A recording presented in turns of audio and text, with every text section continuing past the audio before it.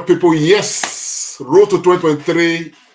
This is the Comrade Show, my people. Yes, I don't know how angry you are. I am very angry, and my anger is part of what is making me, do this broadcast. Tell me where you're joining us from. Just anniversary. Anyway, let's take it like this. For years, security personnel of Shell Petroleum Development Company failed to detect the fraud on the facility, while a pipeline surveillance contractor only needed a month to discover it. This theft is discovered by Tantita Security Services Limited. The chairman of Tantita Security Services Limited is High Chief Government Ekpempolo, the person you all know as Kompolo. His dream and aspiration as far as this work is concerned is very, very clear. Our operation has started for about 6 weeks now. Within these 6 weeks, we have discovered on this TEP, we have discovered 16 tappings on the Trans-Escravos pipeline. Of the 6 or 16 that we have excavated, we have intel on 2 that are further from where we are coming from now, and we are still excavating. We are coming this line. We are going to trot this line until we get to Ogidigbe, from Ogidigbe to Madawo. And so, only God knows how many more points we are going to see as we go further. But as at this moment now, we have discovered 16 points. These 2 parallel pipelines are connected here illegally, and for 9 years, they stole crude oil without the NNPC knowing anything about it. Now, in the coming days, perhaps more information will come to the fore about how they did this for just a year shy of a decade without being caught. Ofuteme George, Arise News. Well, fellow Nigerians, greetings to you all. My name is Comrade Lamti Oriaki, and of course, this is the Comrade Show. We don't get joy. We don't get joy for this country.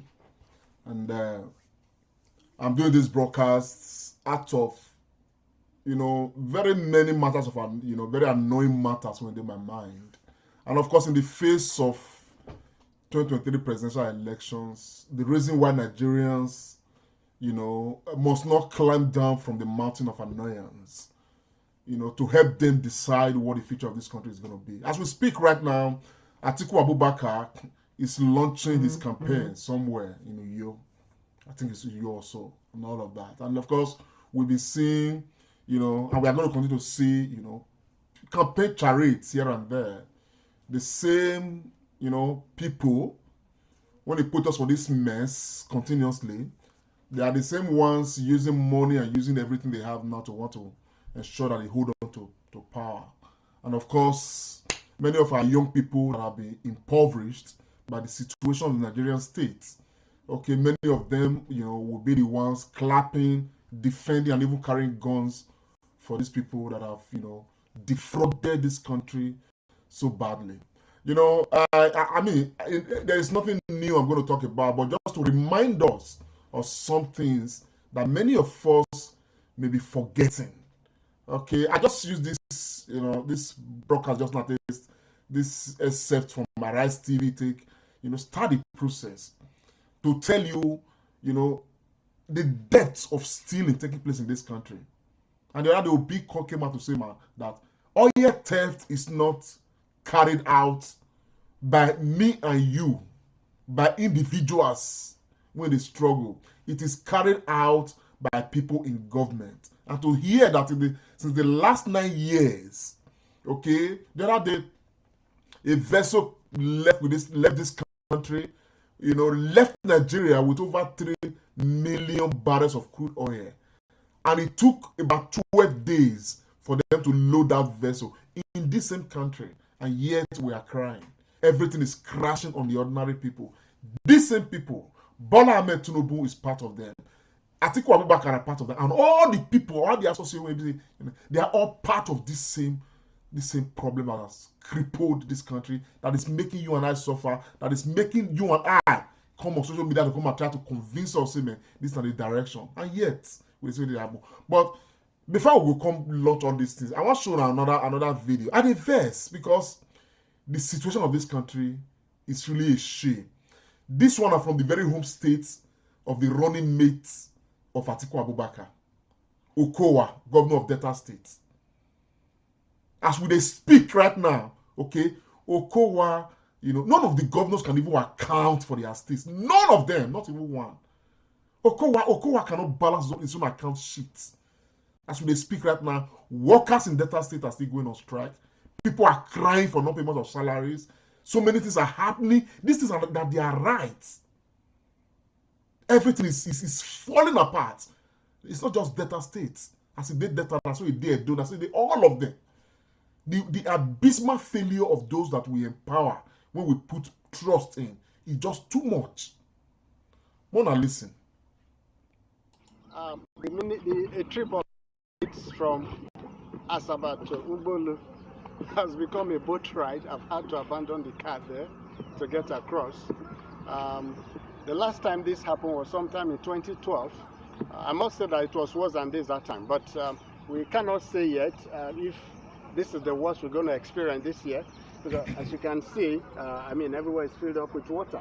This is supposed to be the asphalted road from Asaba to Ubolu, but we are here on the boat now.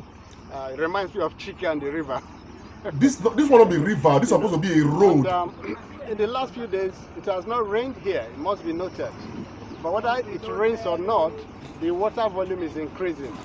Simply because the other countries that host the river Niger before it gets to Nigeria, countries like Guinea, Mali, and Niger, have opened up their dams so the water could flow through.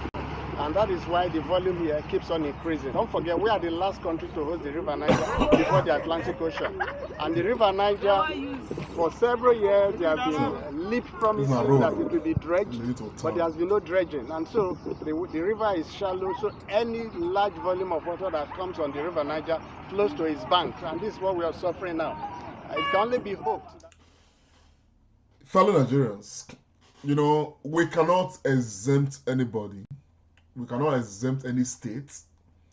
Somehow, the established politicians and the established political parties, APC and PDP, across different states, across different local governments, even those that Nigerians have come out in the past to say, we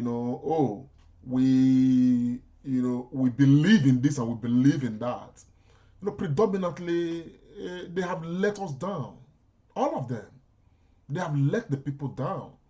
Which is why this one is even very annoying. You elect people because you want to make life better for the people. I live in the UK. I've lived here for quite a while now. And I watch governments in action. As we are speaking right now, the entire Western world is engulfed with the issues of high cost of living. As we talk right now, the government of the UK, they are looking into how to make life easier for the people.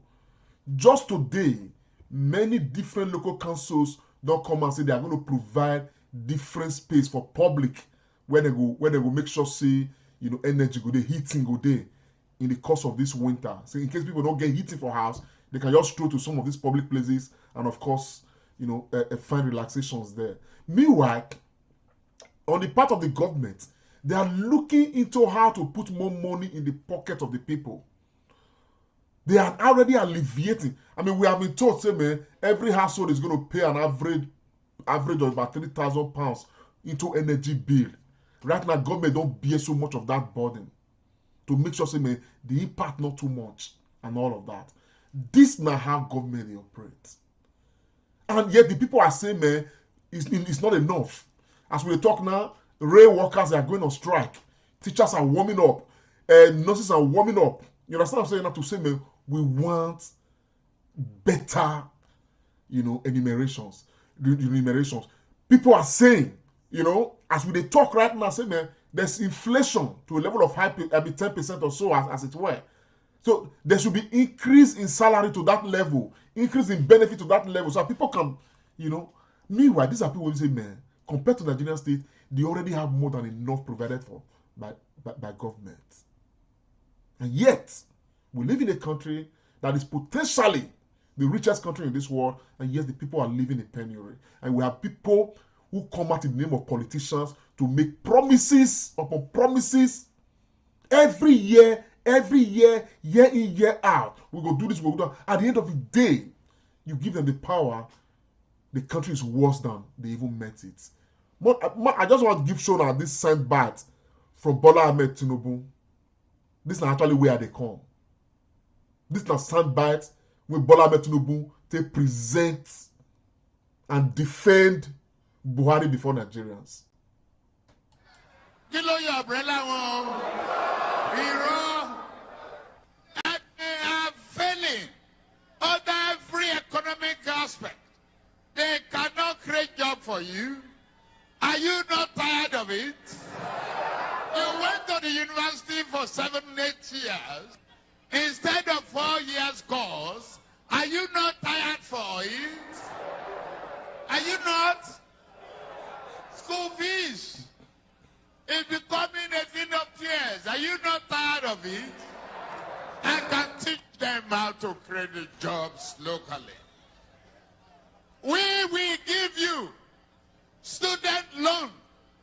Our program, 4 years will be 4 years. You will not extend before 4 years to graduate the university. By the time, on your 4th year, you will be taken through that critical part. He said he wants to address the Nigerian youth. I'm now replying to the president, said Lord Jonathan. He said he will address the 10 billion jobs. How? How? 6 years. If you have not been able to create that job, you assemble our youths into the stadium in Abuja, Owerri, Enugu, everywhere. They ask them to pay for. You see, my fellow Nigerians, this man made a promise on behalf of Buhari that they will give Nigerians student loan. 4 years will be 4 years. I don't know whether that is a promise fulfilled so far. Because right now, the last time I checked, ISU right now has been on strike. You know, probably almost 1 year is going. This is the worst we've had since so many years. Since January this year, ASU has been on strike. It's very likely that this strike will not be called off till the end of this year. So, which means that effectively, you know, we have lost 2 academic sections effectively under this government. Now, what is most worrisome is that looking at the abysmal failure of the APC government under Buhari, and you just opposing this failure, you know, against the backdrop of the promises made and the assurances given by Bola Ahmed Tinubu, to now sit down and imagine that since this failure, you know, began with the Buhari administration till this day, Bola Ahmed Tinubu has not issued a word to Nigerians concerning the failure and failures of the APC administration. He has not publicly advised to say that, oh man, this man really cares about Nigerians. You know, to the government, the line they are taking is not right. He has not come out at any time to defend ASU or defend Nigerian students or to stand in the gap to say, man, let us broker peace between ASU and government so that our students can come to school. And yet this man stood and said he will give student loans and ensure that 4 years will be 4 years in school. Yet, this man today wants to become president of Nigeria. Now the question is, what is the locus standi? Waiting make this man feel say unqualified. These are amongst every other things. Now, I am not really perturbed about him, because as far as he's concerned, the only reason why he wants to become president, he has said so, that it's a lifetime ambition. He wants to bear the name President Bola Ahmed Tinubu. That's all. Nothing more. Even if it is for one day. But my own worry is that many of the people that I see in the streets carrying a BAT, many of them are students who are not in school. Many of them are students who have been deprived of their right to education in Nigeria. I think that if you are one of such persons, you should sit down and think twice. Nigerian students must be angry enough to totally reject anything that is looking like APC. Even if it is an ingredient for cooking, if it is named APC, run away from it. Because what these guys have come to show is that there is nothing good that we can get from these established political parties. They already have a pattern. And that pattern is patterned in line with corruption. Anybody aspiring under any of these parties as such, it will be difficult for them to break away from the corrupt culture of these political parties. As I'm talking to you about APC, PDP is not exempt. It's just the same thing. For Atiku Abubakar, he has nothing to come and offer other than one, to make sure, say, the bet way he bet with Obasanjo, say he must become president, he fulfill that bet. Then to come and privatize what is left for privatization. And of course, broaden the frontiers of corruption. That's it. Nothing more. So when I see young people say they are crowding, you are in Uyo, you are what? You are supporting Atiku Abubakar, or you are in Lagos, you are joining some crowd to support Bola Ahmed Tinubu. Man, I just weep. Because just be like say, you don't know where they pay you. You don't know where they pay you. So fellow Nigerians, we have too many examples that we can show. Examples that form bodies of evidence, showing why these human beings must not be accepted. 2023 is a defining moment. We cannot afford to toy with this chance. If we miss it, having put all of this energy, having put all of this effort, it probably is going to take another 200 years for us to have a people that can believe again, that we can wrestle power from the establishment and give to somebody who is not yet part of this establishment, or give to a party that is not yet part of this establishment, just in line with the hope that just maybe looking at this one and the qualities it possesses, Nigeria may just be born again. Because when we look at we will look at the track records, we look at the trajectory, we look at all of the things, man. Many of us have been let down, honestly. Many Nigerians have come out, to throw weight behind people they believe, they could make the change and galvanize change. And somehow, Nigerians just get let down. Nigerians just get let down. And that's my communication earlier today with somebody who's got the direct ears of Peter Obi. And I told him, I said, Mr. Incoming President, I appeal to you. When you look at the temperature of this country today, people are putting so much on the line for your sake. Don't let Nigerians down. If you are elected, please don't. That's my appeal. I said, of everything that you Peter Obi will be experiencing en route to the election. Please take this one and make it indelible in your heart. It's an appeal on behalf of all Nigerians that if you become elected, God willing, don't let us down.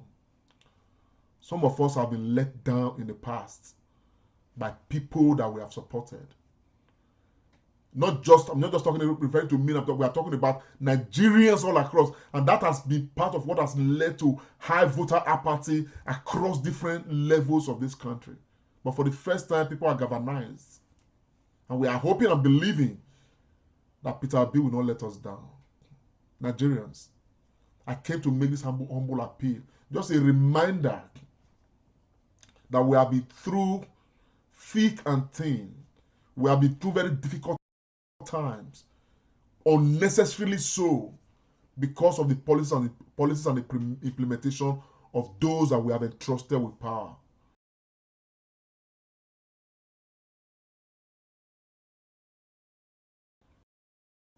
Because of the implementation of those that we have believed in. Because of the corruption, non-accountability. It's a shame. But campaign has started. Nigerians, I appeal. Let's do what we have to do. A new dawn beckons. Bye for now. Comrade Show, wait, Comrade Lante Oriente. This is the Comrade Show.